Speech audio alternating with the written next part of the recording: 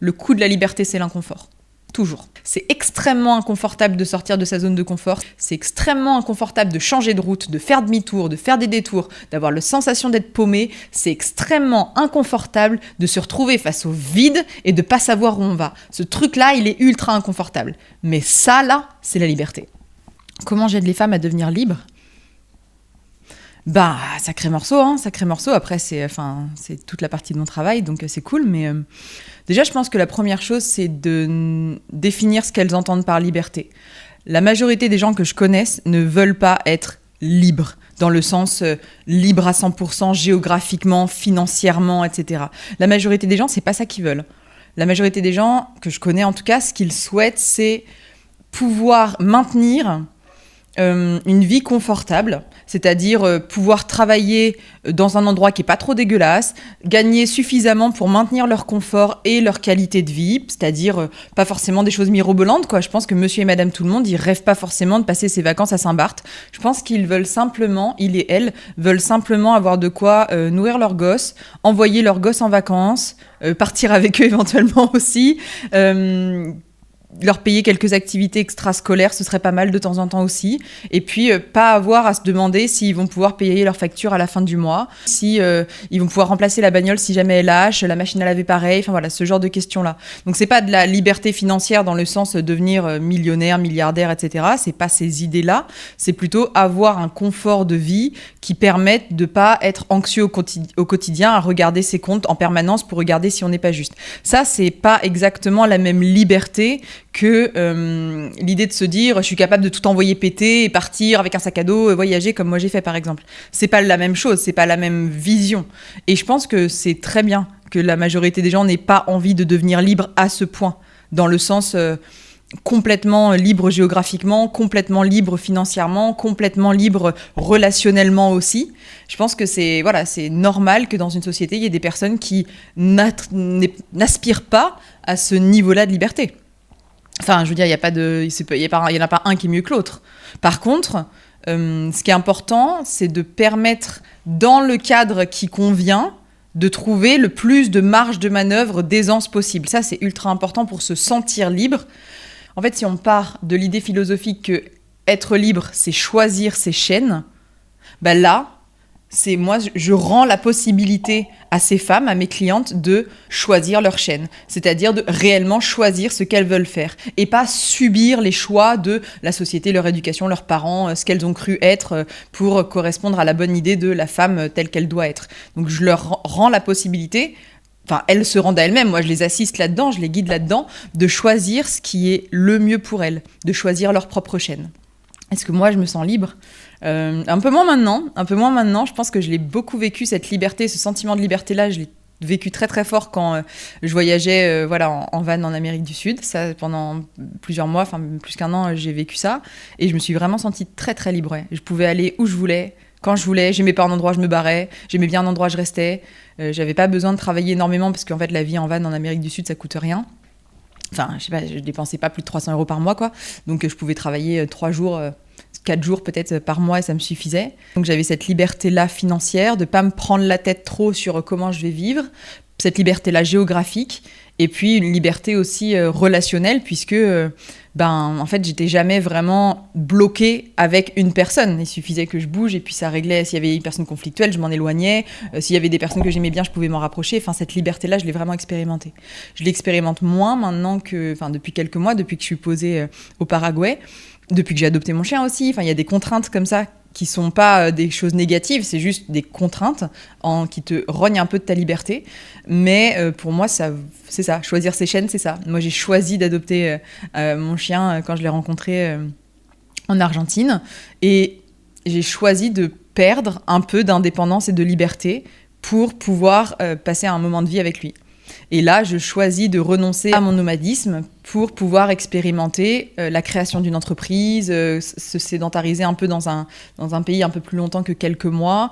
Enfin, c'est autre chose. Mais clairement, oui, je pense que j'ai eu le droit à plusieurs mois, années de liberté réelle où j'étais en roue libre, quoi. Je faisais ce que je voulais. Et ce truc-là, il faut pas se tromper, ce truc-là, il est ultra vertigineux. Les gens qui souhaitent être libres comme ça, ils ne se rendent pas compte à quel point pouvoir tout faire, C'est vraiment être devant le vide. Donc c'est ultra vertigineux.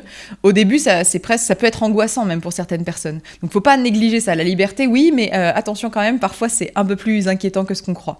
En fait, ce qui compte dans ces moments-là, c'est de savoir ce qu'on veut faire soi, pas ce qu'on peut faire. Et pendant très longtemps, on a été conditionné par qu'est-ce qu'on peut faire en termes de possibilités. Bah là, comme on les a, les possibilités, ce qui compte, c'est de revenir à qu'est-ce qu'on veut vraiment. Je pense que c'est la même chose avec l'argent, d'ailleurs. Le jour où on a des possibilités financières énormes, on peut tomber dans le piège de vouloir tout, parce qu'on peut l'avoir, alors qu'en réalité, ce qui compte, c'est ce qu'on veut vraiment. Dans la même veine, bah ouais, il y a effectivement le fait de pas suivre les conseils des gens qui sont pas allés là où tu veux aller, tu vois. C'est une forme de liberté, ça aussi. De pas écouter les conseils de gens qui sont pas déjà passés par le chemin que tu comptes emprunter. Parce que sinon, t'écoutes juste des gens qui parlent sans savoir. Du coup, c'est embêtant, tu vois. Si tu veux te sortir d'un ravin, ce serait pas mal de connaître le chemin. Et bah pour ça, il faut écouter les gens qui sont sortis du ravin, pas ceux qui sont encore dedans en train de pigner, tu vois. C'est tout. Enfin, c'est comme ça dans la vie, quoi. Les coachs, c'est pas des gens... Enfin, les coachs ne devraient pas être des gens qui sont pas déjà passés par là où tu passes, c'est tout. Simple, hein. Parce que ça leur permet d'avoir de l'empathie, de la compassion pour qui tu es, et en même temps, ça leur permet d'avoir une vision plus éclairée du processus. Alors après, effectivement, sur le thème de qui on écoute et à qui on donne son attention, je pense que c'est un sujet qui est intéressant, mais c'est pas tant le problème, entre guillemets, du mentor qu'on va écouter, c'est plutôt combien de temps on va l'écouter. En fait, l'idée, c'est pas tant de faire attention à qui on suit, même si, effectivement, il vaut mieux suivre des gens qui sont allés là où vous voulez aller, ça sert à rien de prendre ceux qui ont fait le sens inverse, on est d'accord, mais l'idée, c'est plutôt de, attention, combien de temps on va marcher dans leurs pas. Parce que si on marche trop longtemps dans leurs pas, c'est plus notre route qu'on est en train de cheminer, c'est la leur. Et c'est embêtant, quand même. Donc, je préfère moi, en tout cas, dans ma façon de faire, je préfère suivre quelqu'un, puis en suivre un autre, puis en suivre un autre, puis en suivre un autre. Donc, ma ligne à moi, elle est à peu près droite, mais j'y vais en zigzag, comme ça. Et ça me permet, du coup, de marcher dans les pas de quelqu'un qui est allé là où je voulais aller. Donc, je sais pas, sur le plan psychologique, développement personnel, financier, spirituel, entrepreneurial, etc., philosophique, politique, ce que vous voulez. Donc suivre quelqu'un, et puis dès que ça commence à s'éloigner un peu trop de ma ligne droite, hop, je repars, et puis je suis quelqu'un d'autre, et puis je navigue comme ça. Comme ça, au moins, je sais que je suis toujours dans ma même ligne droite à moi, et que je suis pas en train de devenir un mini-clone de quelqu'un qui existe déjà. Parce que trouver sa propre voie, c'est ça. C'est pas dire que la voie des autres est nulle, c'est juste se rappeler qu'on n'est pas obligé d'être des clones, en fait, tout simplement. Et d'avoir la possibilité de combiner plusieurs idées, de plusieurs personnes. Même si, sur un moment donné, on aura l'impression qu'on est plus dans ce courant. Oui, enfin après, on peut aller dans l'autre et puis aller dans l'autre. On n'est pas obligé de figer les gens avec une étiquette pour toujours. C'est ça, ce truc, hein, de droit à changer d'avis et changer de posture. C'est ce truc-là. C'est le droit de se dire, pour l'instant, je pense ça, mais peut-être que dans 2 ans, dans 6 mois, dans 2 semaines, je changerai d'avis. Tout simplement. Et ça permet aussi d'arrêter de croire qu'on va être victime toute sa vie de quelque chose qui nous arrive. Ou bien bourreau de quelque chose qu'on a fait. Enfin... C'est bon, on a le droit d'avancer aussi, quoi. On a le droit de passer à des étapes supérieures. Sinon, on reste bloqué au même point. Enfin, moi, ça me fait pas rêver, quoi. Ça me fait pas rêver, même si ma vie est ultra agréable, j'ai pas envie de rester bloqué au même point. Comme tout le monde, j'ai besoin de croissance. Alors, un autre point qui va faire grincer des dents, donc je vais faire un gros disclaimer. Je considère que je suis à 100% responsable de ce qui m'arrive dans la vie. 100% responsable de tout ce qui m'arrive dans la vie. Attention, je ne parle que pour moi. Voilà, comme ça je vais éviter de me prendre des torrents de caca de gens qui ont envie de se rester en train de me montrer que eux c'est pas possible dans leur vie. Je ne parle que dans ma vie à moi. Dans ma vie à moi, je considère que je suis responsable à 100% de tout ce qui arrive. Tout. Il n'y a pas d'exception à ça. Donc, vous pouvez me donner tous les contre-exemples que vous voulez. Je considère que je suis responsable si la roue de ma voiture crève. Je considère que je suis responsable si, je sais pas, j'ai pas les résultats que je veux dans tel ou tel domaine. Je considère que je suis responsable si j'ai des conflits avec les gens. Je considère que je suis responsable si je suis en couple ou célibataire, que ça se passe bien ou que ça se passe mal. Je suis responsable. Point. Ah oui, c'est sûr, ça fait un peu de charge mentale, ouais. Ça pèse un peu lourd sur les épaules. Mais alors, quelle puissance derrière, quel pouvoir, quelle possibilité d'action, quoi. Parce que du coup, je ne remets à personne, ni aux planètes, ni aux autres, ni au gouvernement, ni à rien, voilà, ni à la qualité de l'air. Je ne donne le pouvoir à rien ni personne d'être plus puissant que moi dans la vie. C'est pas fait pour tout le monde, on est d'accord. C'est pas toujours très confortable, mais par contre, quel sentiment de liberté. Quel sentiment de liberté. Donc ça, évidemment, avec mes clientes, je vais peut-être pas à cet extrême-là. Moi, je suis vraiment le 100% responsable.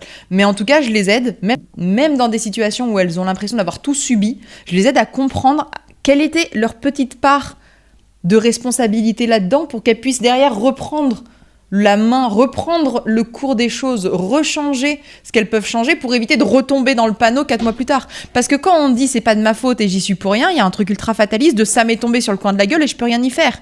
Dans mon expérience, c'est très rarement le cas. C'est très rarement le cas. Autant mon extrême de 100%, bon, je comprends que ce soit pas vrai dans la réalité de plein de gens, autant 0%, c'est quand même assez rare aussi. Des gens qui sont vraiment 0% responsables, il y en a, ça a été des patients pendant des années en génétique, j'entends, mais quand même le gros de la population est entre les deux, donc il faut trouver le curseur, quoi. Trouver quelle est notre part de responsabilité dans ce qui nous arrive. Et c'est très rarement 0. On se responsabilise, on prend notre part de responsabilité, c'est plus facile pour régler les conflits, c'est plus facile pour sortir du ravin, c'est plus facile pour faire des processus d'assimilation des émotions et passer à l'étape d'après, c'est plus facile pour ne pas recommencer les mêmes erreurs, et c'est plus facile pour sortir des schémas répétitifs. Donc c'est ça qu'on fait en consultation. C'est trouver quelle est notre part d'action, notre marge d'action, dans quoi est-ce qu'on est responsable. Moi, dans mon cas, je considère que je suis responsable à 100% de ce qui m'arrive. Là, j'aime bien cette vision-là. Moi, je la trouve assez tranquillisante, en fait. C'est pas fait pour tout le monde, je suis d'accord. Mais dans mon expérience, c'est plus facile pour sortir du ravin. Et de pas y retomber, surtout. Et ça, j'aime bien. Parce que j'aime bien que les choses soient efficaces. Quand je coach des gens, quand je fais du coaching, de la thérapie avec des gens, quand je les accompagne, j'aime bien qu'on ne revienne pas 4 fois sur le même sujet. J'aime bien qu'une fois qu'il soit traité, ce sujet, il soit traité pour toujours. Parce que sinon, on est un peu dans le truc de la médecine moderne, de on traite les symptômes et on ne traite pas la cause. Bah, pour moi, c'est pas efficace. J'aime pas ça. Ça m'énerve. Je trouve ça... J'aime pas quand j'arrive pas à passer à ce truc-là, parce qu'en fait, j'ai l'impression que du coup, c'est un peu de l'arnaque pour les gens, en fait. C'est que je les soigne pas vraiment, je les aide pas vraiment, je les accompagne pas vraiment, je leur soigne juste leurs petits symptômes, et puis c'est tout. Bah non, c'est pas satisfaisant, quoi. C'est pas satisfaisant. Enfin, pour moi, c'est pas... Bien sûr, chacun est responsable de sa vie, donc c'est leur choix aussi. S'ils veulent que ça, ils veulent que ça, mais je suis pas très... J'aime pas ça. Moi, j'aime bien quand les gens repartent avec un problème réglé définitivement. Et quand bien même la vie leur resservirait la même soupe, ils la géreront pas de la même façon, donc ça ne recréera pas le même problème. Ça, j'aime bien. J'aime bien cette idée-là, qu'il y a des pivots définitifs. Et c'est comme ça qu'on passe des paliers, qu'on avance, qu'on change, etc., etc. Mais pour ça, il faut accepter, du coup, de plus agir comme on a agi jusqu'alors. Et donc, c'est pas évident, parce que si on agit d'une certaine façon depuis 30 ans, il y a une raison. Hein. Et la raison, c'est pas pour se saboter, pour se faire chier. C'est simplement parce que c'est un mécanisme qui nous a sauvé la peau des fesses pendant longtemps et qu'on n'a pas envie de le lâcher parce qu'on croit qu'on est toujours dans la même situation traumatique qui nous est arrivée quand on était plus jeune ou bien enfant. Bon, il y a une actualisation à faire, quoi. Il y a des données il y a une petite mise à jour. Ça se passe bien en général. Et une fois qu'on expérimente qu'on n'est pas mort en faisant différemment et que même ça s'est bien passé, bah c'est bon, la mise à jour est faite et puis on peut passer à l'étape d'après. Et on n'a pas besoin de revenir 4 fois sur comment c'était avant. Ah non, c'est bon, on a trouvé un autre mécanisme, Et en avant. Et ça, c'est chouette. Un autre truc pour se sentir libre, d'être qui on est, de vivre la vie qu'on veut, c'est de ne pas fréquenter des cons. Ça aide beaucoup, hein. Vraiment, ça aide beaucoup. Moi, je fais super gaffe à qui je fais rentrer dans ma vie. D'ailleurs, si vous voulez, j'ai écrit un petit... j'avais fait, quand j'ai commencé à penser Sit and Heal, j'avais écrit un petit e-book qui s'appelait « Ma vie est devenue un club VIP ». C'est genre, comment est-ce que j'ai mis un petit videur de boîte de nuit devant ma vie sociale, là, et que tout le monde ne peut pas rentrer, et que je ne dois pas ni ma gentillesse, ni ma sympathie, ni mon empathie à des gens que je ne connais pas, en fait. C'est des choses qui se passent à l'intérieur du club, quand ils sont dans mon cercle, mais qu'entre les deux, il y a une façon de filtrer. Et du coup, j'avais écrit ce truc-là. Si vous voulez, écrivez-moi et je vous l'enverrai avec grand plaisir. C'est... Voilà, je fais ça maintenant. Je filtre énormément les gens qui rentrent dans ma vie, ouais. Et je me donne le droit de dégager aussi, ça fait longtemps que je fais ça, mais je me donne le droit de dégager des gens de ma vie aussi. Si on n'est plus aligné, je les sors. Et je justifie pas ça très longtemps. J'ai pas besoin d'expliquer pourquoi est-ce que je sors les gens de ma vie, en fait. Si ça me fait pas du bien de les avoir, ça dégage. Alors encore une fois, je sais que c'est pas possible pour tout le monde, blablabla. Oui, dans ma vie, je suis 100% responsable, donc dans ma vie, je fais ça. Pour ceux qui n'y arrivent pas, on travaille ça en consultation. Moi, en tout cas, dans mon mode d'emploi, il n'y a pas ce truc-là, ouais. Je laisse pas les cons, les gens qui me plaisent pas. Je peux me tromper, hein, comme tout le monde. Il y a des fois, en général, quand même, je le sens dès le départ que ça va pas être terrible. Dans mon expérience, quand même, c'est surtout les femmes, on est assez douées pour savoir qui va être compatible avec nous ou pas. Souvent, quand c'est des gens qu'on considère être des cons, on n'est pas déçus derrière. On se rend bien vite compte que c'est des cons. Souvent. Donc l'idée que tout ce que je dis là, et c'est un gros morceau qui est difficile à faire passer en général, surtout en thérapie, c'est que si je dis tout ça, que la liberté c'est important, etc., si je veux être cohérente et si je veux être équitable, ce qui est important pour moi, je ne prive pas les gens de liberté. Et ça, ce truc-là, il n'est pas évident. Souvent, on a très envie soit d'être libre, mais on n'est pas assez d'accord pour que les autres fassent ce qu'ils veulent. Donc bon, voilà, c'est des compromis. Mais moi, je suis pro-liberté, vraiment, très, très, très, très. Donc, je considère que les gens font ce qu'ils veulent, même quand ça me fait chier. Et ça me demande aussi, et attention, c'est pas si simple, ça me demande aussi de travailler sur moi pour me permettre ce genre de choses. Exemple, des relations de couple. Encore une fois, je ne parle que pour moi, je ne suis pas une grande adepte de la jalousie. Ça m'arrive comme tout le monde de la ressentir, mais quand je la ressens, ce n'est pas une excuse pour faire chier l'autre. Du coup, quand je ressens de la jalousie, je travaille sur moi, pas je restreins les libertés de l'autre pour pas que je ressente ce truc qui m'embête. Et en fait, en faisant ça, on arrive très vite à l'inverse de la jalousie qui s'appelle la compersion, qui est le fait d'être heureux quand l'autre fait quelque chose qui lui fait du bien, même quand nous, ça nous coûte, en fait, entre guillemets, dans le sens où c'est pas avec nous. Donc, dans ce sens-là, si on veut, moi je suis vraiment ultra convaincue que les relations libres, c'est-à-dire où on ne prive pas de liberté l'autre sous prétexte que soit ça nous gêne, bah c'est quelque chose qui est cool. Après, quand les deux sont raccords sur le cadre qu'on y met, voilà, très bien, il y a là. Mais le cadre, il doit être dépendant de qui on est et de ce qu'on veut dans la vie. Moi, en l'occurrence, mon cadre est très très vaste, donc les gens font très bien ce qu'ils veulent. Mais voilà, c'est une philosophie. Mais parce que j'ai besoin de cohérence et parce que j'ai pas envie qu'on me prive de liberté. Ça veut pas dire que moi j'ai envie forcément, si on prend le truc du couple, d'aller voir ailleurs. C'est pas ça. C'est juste que si je vais pas voir ailleurs, c'est parce que j'ai décidé et pas parce que quelqu'un m'en a empêché. C'est quand même très différent. Hein. Je trouve ça trop beau. Ah, j'adore. Mais cette philosophie-là, mais qu'est-ce que j'adore ça. Le jour où j'ai découvert ça, j'étais post-ado, j'avais une vingtaine d'années, mais oh là là, le jour où j'ai lu ces trucs-là, je me suis dit, mais alors ça, si c'est pas de la liberté, et si c'est pas du retour de puissance personnelle, mais j'adore. Mais voilà, donc il y a un besoin de cohérence aussi, et souvent avec mes clients, ce qu'on a besoin de faire, c'est de retourner le truc, de dire, attention, tu demandes à telle personne de pas te faire chier sur tel point, très bien, mais vérifie quand même que tu le fais pas chier toi quand même, parce que ça va être compliqué à justifier dans une petite discussion.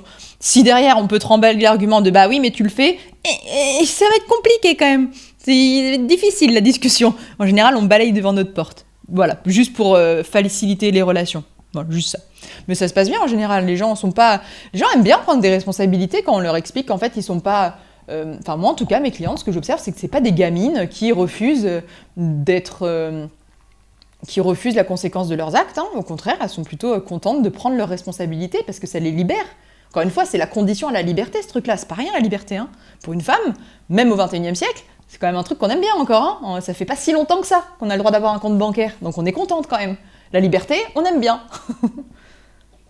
Alors après, bien sûr que tout ce que je dis, c'est simple, mais c'est pas facile. Mais je sais bien ce que ça coûte de sortir de cette posture d'enfant, là, où on se dit, c'est pas de ma faute, tout ce qui m'arrive, je suis victime. Je comprends que ce soit difficile. Enfin, en fait, c'est ça qui me fait trop rire, c'est que les gens ont l'impression que... moi, je parle d'un endroit où ça m'est toujours arrivé, mais moi, la liberté que j'ai acquise, dont je parle là, elle m'a coûté. Ça m'a demandé de m'extraire de ma famille, de mes amis, de ma culture, de mon pays, de mon continent, de mon confort, de l'identité que je m'étais créée, de la petite vie parfaite que je menais. Ça m'a demandé de m'extraire de tout ça pour aller trouver ça, là, cette liberté-là. Et les gens ont l'impression que c'est facile et que je dis ça comme si j'avais oublié combien ça coûte, mais ouais, ça j'entends beaucoup ce truc-là sur les réseaux de « t'as jamais rien vécu, c'est pour ça que tu te permets de dire ça ». Mais mon Dieu, mais si t'avais enterré le tiers des gens que j'ai enterrés, tu comprendrais que je parle de ça précisément parce que je sais combien ça coûte. Précisément, et je m'en souviens encore. La liberté, c'est un truc que tu gagnes, que tu arraches, surtout quand t'es une femme. Moi, ça me touche toujours quand j'entends ce truc de tu sais pas de quoi tu parles, mais bien sûr que si, je sais de quoi je parle. J'en parle parce que je l'ai vécu. Parce que je l'ai vécu, que j'en suis sortie, que j'ai trouvé un moyen de survivre malgré tout, parce que j'ai eu la chance d'expérimenter des choses dans ma vie qui m'ont permis de m'en sortir. Et c'est parce que je suis de l'autre côté que j'ai envie de tendre la main à tous ceux qui sont encore bloqués de l'autre côté du ravin. Évidemment que c'est pour ça. Évidemment. cette phrase magnifique de poème incroyable de les plus belles âmes ne sont pas celles avec des jolis yeux ou des belles paroles, ce sont celles qui sont sorties des flammes et qui reviennent avec de l'eau pour aider ceux qui brûlent encore. Je crois pas à la notion de mission de vie, mais si je devais en avoir une, ce serait celle-là, clairement. C'est libérer toutes celles qui subissent encore des parts de leur vie. Parce qu'une fois qu'on est de l'autre côté, on voit combien c'était pas si compliqué, ça demande pas d'avoir fait maths sup, maths spé. C'était difficile, mais c'était simple. C'était difficile, mais c'était simple. Ça demande pas d'avoir fait l'ENA ou un PhD en astrophysique. Non, vous n'avez pas besoin de ça. C'est simple à comprendre, c'est difficile à faire. C'est pour ça qu'il faut des gens parfois pour vous aider à le faire. C'est sûr, c'est sûr. Parce que ça demande de la force, des ressources, du courage et de la technique qu'on n'a pas encore. Donc c'est pour ça qu'on s'appuie d'un coach qui va nous dire comment le faire. On s'appuie sur la personne qui l'a déjà traversé pour vous dire comment faire. C'est pareil, c'est pareil. Mais elle n'est pas tombée du ciel, cette liberté-là. Elle s'arrache. À soi-même, d'abord. Aux autres ensuite, mais à soi-même d'abord. Et elle vient avec un coût, l'inconfort. Le coût de la liberté, c'est l'inconfort. Toujours. Toujours. C'est extrêmement inconfortable de sortir de sa zone de confort, c'est extrêmement inconfortable de changer d'avis, c'est extrêmement inconfortable d'arrêter de dire ce qu'on a toujours dit sur soi, sur les autres, sur la vie, sur tel ou tel sujet. C'est extrêmement inconfortable de changer d'avis et de l'assumer. C'est extrêmement inconfortable de changer de route, de faire demi-tour, de faire des détours, d'avoir la sensation d'être paumé. C'est extrêmement inconfortable de se retrouver face au vide et de pas savoir où on va. Ce truc-là, il est ultra inconfortable. Mais ça, là, c'est la liberté. Ce moment-là où on peut tout faire parce qu'il n'y a plus de limites, ça, c'est la liberté pure. C'est ultra inconfortable. C'est pour ça que moi, je crois plus à cette notion philosophique de la liberté, c'est choisir ses chaînes. Parce que je ne suis pas sûre que les êtres humains soient vraiment capables d'être libres à 100%, c'est-à-dire qu'on sera toujours dépendant de quelque chose, physiologiquement, rien que ça. Et au-delà de ça, je crois que c'est plus comme ça que c'est pensable, imaginable, c'est plus comme ça qu'on peut le penser dans notre société actuelle. Choisir les chaînes qu'on a envie de supporter parce qu'elles nous correspondent plus à nous. Ça veut dire qu'on doit supporter un certain niveau de contrainte aussi. C'est pas juste faire ce qu'on veut comme on veut, quand on veut. Donc pour les personnes qui ont envie de retrouver ça, cette liberté-là, dans le sens la responsabilisation personnelle, retrouver vraiment leur place là-dedans et puis se réaligner, se recentrer, cette chaîne elle est là pour ça, clairement. Je vais m'arrêter là pour cette vidéo, je vous dis à très bientôt et si vous voulez le truc là que je vous ai dit sur le petit livret « Ma vie est devenue un club VIP » sur comment j'ai réussi à sortir les cons et à filtrer les autres dans ma vie sociale, je vous l'envoie avec grand plaisir. Envoyez-moi un message en commentaire ou en DM en fonction de où vous voyez cette vidéo et avec grand plaisir je vous enverrai ça. Allez, ciao.